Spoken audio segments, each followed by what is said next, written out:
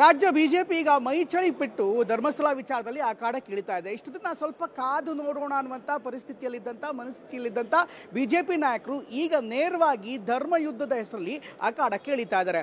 ಇಂದಿನಿಂದ ಸುಮಾರು 1 ವಾರಗಳ ಕಾಲ ಬಿಜೆಪಿ ಧರ್ಮದ ಉಳಿವಿಗೆಗಾಗಿ ಧರ್ಮಯುದ್ಧ ಅನ್ನುವಂಥ ಹೆಸರಿನಲ್ಲಿ ಅಭಿಯಾನ ಮಾಡೋದಕ್ಕೆ ಈಗಾಗಲೇ ತೀರ್ಮಾನ ಮಾಡಿದ್ದಾರೆ. ಇದರ ಜೊತೆಗೆ ಎಲ್ಲ ವಿಧಾನಸಭಾ ಕ್ಷೇತ್ರವಾರು ಬಿಜೆಪಿ ಹೋರಾಟಕ್ಕೆ ಕೂಡ ತೀರ್ಮಾನ ಮಾಡಿದೆ. ಜೊತೆಗೆ ಎಲ್ಲ ಶಾಸಕರು, ನಾಯಕರು, ಕಾರ್ಯಕರ್ತರನ್ನ ಒಡಗೂಡಿ ಸಾಲಾಗಿ ಧರ್ಮಸ್ಥಳ ಯಾತ್ರೆಗೆ ಬಿಜೆಪಿ ಪ್ಲಾನ್ ಮಾಡ್ತಾ ಇದೆ. ಹೀಗಾಗಿ ಈ ಧರ್ಮಸ್ಥಳ ವಿಚಾರವನ್ನ ಮುಂದಿಟ್ಕೊಂಡು, ಹಿಂದೂ ಮತ್ತು ಹಿಂದುತ್ವದ ವಿಚಾರವನ್ನ ಮುಂದಿಟ್ಕೊಂಡು ಬಿಜೆಪಿಗ ರಾಜ್ಯಾದ್ಯಂತ ದೊಡ್ಡ ಸ್ವರೂಪದ ಹೋರಾಟಕ್ಕೆ ಈಗಾಗಲೇ ತೀರ್ಮಾನ ಮಾಡಿದೆ.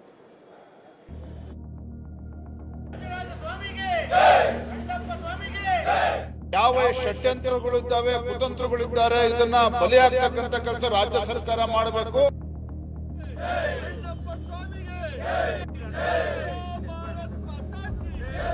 ಧರ್ಮಸ್ಥಳಕ್ಕಾಗಿ ಧರ್ಮಯುದ್ಧ, ಧರ್ಮದ ಉಳಿವಿಗಾಗಿ ಧರ್ಮಯುದ್ಧ, ಇದು ಬಿಜೆಪಿ ನಾಯಕರು ಸಾರಿರೋ ಸಮರ. ಹೌದು, 100 ಶವಗಳನ್ನ ಹೂತಿಟ್ಟಿರೋ ಆರೋಪ ಧರ್ಮಸ್ಥಳದಲ್ಲಿ ದೊಡ್ಡ ಕೋಲಾಹಲವನ್ನೇ ಎಬ್ಬಿಸಿತ್ತು. ಇದಾದ ಬಳಿಕ ಬಿಜೆಪಿ ಧಾರ್ಮಿಕ ಕೇಂದ್ರದ ಮೇಲೆ ಪಿತೂರಿ ನಡೆಯುತ್ತಿದೆ, ವ್ಯವಸ್ಥಿತವಾಗಿ ಷಡ್ಯಂತ್ರ ಮಾಡುತ್ತಲೇ ಬರ್ತಿದ್ದಾರೆ ಎಂಬ ಆರೋಪ ಮಾಡಿತ್ತು. ಇದೀಗ ಈ ಆರೋಪವನ್ನ ಕೇಸರಿ ಕಲಿಗಳು ಮತ್ತಷ್ಟು ಮೊನಚುಗೊಳಿಸಿದ್ದಾರೆ. ಹಂತ ಹಂತವಾಗಿ 1 ವಾರಗಳ ಕಾಲ ಹೋರಾಟ ನಡೆಸೋದಕ್ಕೆ ಸಿದ್ಧತೆ ನಡೆಸಿದ್ದಾರೆ. ನಿರಂತರ 1 ವಾರದ ಹೋರಾಟಕ್ಕೆ ಬಿಜೆಪಿ ನಿರ್ಧಾರ. ಧರ್ಮಸ್ಥಳ ಚಲೋಗೆ ಕರೆ ಕೊಟ್ಟ ಬಿಜೆಪಿ ನಾಯಕರು.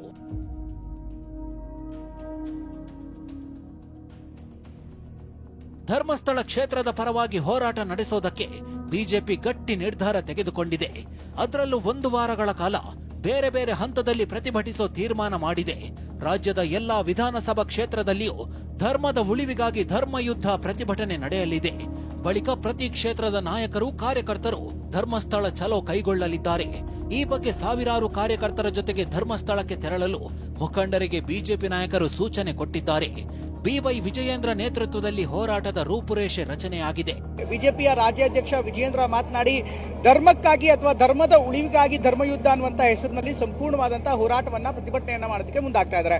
ಮೊದಲ ಹಂತವಾಗಿ ಎಲ್ಲಾ ವಿಧಾನಸಭಾ ಕ್ಷೇತ್ರಗಳಲ್ಲಿ, ರಾಜ್ಯದ 224 ವಿಧಾನಸಭಾ ಕ್ಷೇತ್ರಗಳಲ್ಲೂ ಕೂಡ ಬಿಜೆಪಿ ನಾಯಕರಿಂದ, ಬಿಜೆಪಿ ಕಾರ್ಯಕರ್ತರಿಂದ, ಶಾಸಕರಿರುವ ಕಡೆಗೆ ಶಾಸಕರಿಂದ ಬರುತ್ತಾದಂತ ಒಂದು ಪ್ರತಿಭಟನೆಯನ್ನ ಮಾಡೋದಕ್ಕೆ ತೀರ್ಮಾನ ಮಾಡಲಾಗಿದೆ. ಅದಾದ ಬಳಿಕ ನಾಯಕರು ಮತ್ತೆ ಕಾರ್ಯಕರ್ತರು ನಿರಂತರವಾಗಿ ಧರ್ಮಸ್ಥಳಕ್ಕೆ ಪ್ರವಾಸ ಮಾಡೋ ಮೂಲಕ, ಧರ್ಮಸ್ಥಳಕ್ಕೆ ಯಾತ್ರೆಯನ್ನ ಮಾಡೋ ಮೂಲಕ ಒಂದು ನೈತಿಕವಾದಂತ ಶಕ್ತಿಯನ್ನ ತುಂಬುವ ನಿಟ್ಟಿನಲ್ಲಿ ಅವರು ಕೂಡ ಕಾರ್ಯಕ್ರಮವನ್ನು ರೂಪಿಸಿಕೊಂಡಿದ್ದಾರೆ. ಸದನ ಮುಗಿದ ಬಳಿಕ ಹೋರಾಟ ಮತ್ತಷ್ಟು ಚುರುಕುಗೊಳ್ಳುವ ಸಾಧ್ಯತೆ ಇದೆ.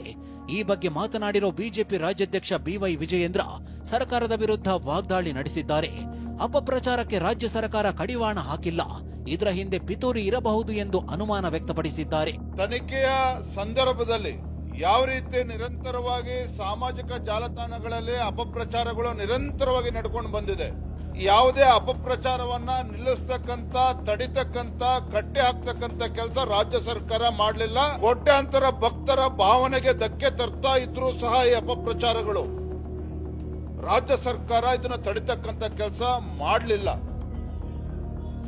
ಇದು ವ್ಯವಸ್ಥಿತವಾಗಿರ್ತಕ್ಕಂಥ ಷಡ್ಯಂತ್ರ ರಾಜ್ಯ ಸರ್ಕಾರದ ವತಿಯಿಂದ ಎಲ್ಲ ವಿಧಾನಸಭಾ ಕ್ಷೇತ್ರಗಳಲ್ಲಿ ಈ ರಾಜ್ಯ ಸರ್ಕಾರದ ಧೋರಣೆಯ ವಿರುದ್ಧ ಹೋರಾಟವನ್ನ ಮಾಡಬೇಕು, ಪ್ರತಿಭಟನೆಯನ್ನ ಮಾಡಬೇಕು.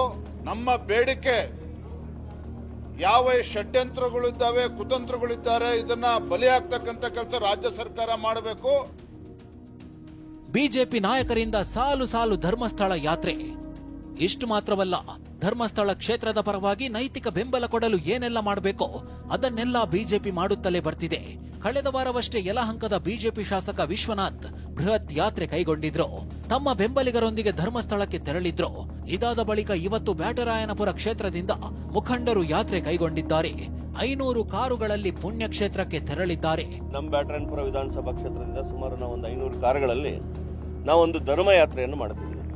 ಹಿಂದೂ ಧರ್ಮದ ವಿರುದ್ಧ ನಡೀತಾ ಇರ್ತಕ್ಕಂಥ ಒಂದು ಅಪಪ್ರಚಾರ ಏನಿದೆ, ಸ್ವಾಮಿ ಮಂಜುನಾಥನ ವಿರುದ್ಧ ಏನು ನಡೀತಾ ಇದೆ ಅಪಪ್ರಚಾರ, ಅದರ ವಿರುದ್ಧ ಒಂದು ಆಂದೋಲನ ಇದು. ಬಿಜೆಪಿ ನಾಯಕರ ಹೋರಾಟ ಇಷ್ಟಕ್ಕೆ ನಿಲ್ಲೋದಿಲ್ಲ. ಇದೇ ಶನಿವಾರದಂದು ಬೊಮ್ಮನಹಳ್ಳಿ ಶಾಸಕ ಸತೀಶ್ ರೆಡ್ಡಿಯಿಂದ 100 ಕಾರುಗಳಲ್ಲಿ ಯಾತ್ರೆ ನಡೆಯಲಿದೆ.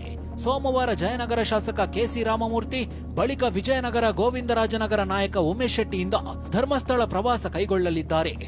ಸಿ.ಕೆ. ರಾಮಮೂರ್ತಿ ಇರ್ಬೋದು, ತಮ್ಮೇಶ್ ಗೌಡ ಇರ್ಬೋದು, ಇನ್ನಿತರ ನಾಯಕರು ಇರ್ಬೋದು, ಅವರೆಲ್ಲರೂ ಕೂಡ ಈಗ ನಿರಂತರವಾಗಿ ಧರ್ಮಸ್ಥಳ ಯಾತ್ರೆಯನ್ನ ಕೇವಲ ಶಾಸಕರಷ್ಟೇ ಅಲ್ಲ, ಅವ್ರ ಜೊತೆಗೆ ನೂರಾರು ಮಂದಿ ಬೆಂಬಲಿಗರು, ನೂರಾರು ಸಂಖ್ಯೆಯಲ್ಲಿ ಕಾರ್ಗಳಲ್ಲಿ ತೆರಳೋ ಮೂಲಕ ಒಂದು ಬೃಹತ್ ಆದಂತ ಒಂದು ಶೋ ಆಫ್ ಕೂಡ ಆಗತ್ತೆ, ಶಕ್ತಿ ಪ್ರದರ್ಶನ ಕೂಡ ಆಗತ್ತೆ. ಹೀಗೆ ಧರ್ಮಸ್ಥಳಕ್ಕೆ ನೈತಿಕ ಬೆಂಬಲ ತುಂಬುತ್ತಿರೋ ಬಿಜೆಪಿ ನಾಯಕರು 4 ಹಂತಗಳಲ್ಲಿ ಹೋರಾಟ ನಡೆಸಲು ಪ್ಲಾನ್ ಮಾಡಿಕೊಂಡಿದ್ದಾರೆ. ಕೆಲವು ನಾಯಕರು ಕೊನೆಯಲ್ಲಿ ಬೃಹತ್ ಸಮಾವೇಶ ಮಾಡುವಂತೆ ಸಲಹೆ ಕೂಡ ನೀಡಿದ್ದಾರೆ. ಹರೀಶ್ ಜೊತೆ ಪ್ರಮೋದ್, ಟಿವಿ9 ಬೆಂಗಳೂರು.